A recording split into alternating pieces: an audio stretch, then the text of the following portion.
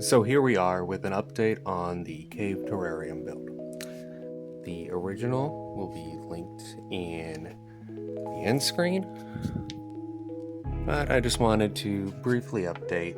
It's been about 3 months and a couple of days since the original came out, and as you can see, the oak leaf creeping fig has completely taken over, vine everywhere.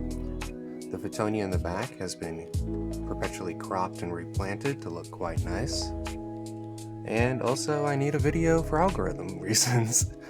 The moss is pretty thick. The moss that's on the rock up here is completely covered. Definitely overdue for trim and replanting, but I'm kind of liking how it's grown wild. The oak leaf is growing pretty thick along the glass.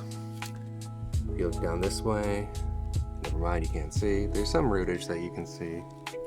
If we come over here, you'll get some more rootage. Looking in at the angles, you'll see how the moss has grown pretty thick up the back because I can't really trim back there. And the Fittonia is definitely leaning forward towards the center where the light is.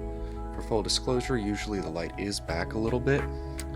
It's also usually covered. And the current light is 1500 lumens and white. Usually I use a 1100 lumen yellowish daylight tint. I've added another stick for another faux root. Those are technically maple, but rather irrelevant. Of course, even filming at, what time is it? 1 o'clock in the morning, I get glare. I do not know how to deal with this. I'm filming on my phone if anyone has any suggestions. Don't know what that is, but it was shown previously and it eventually erupted. It grows pretty slow. So yeah, really liking it. Springtails are liking it. Able to keep the path mostly moss free.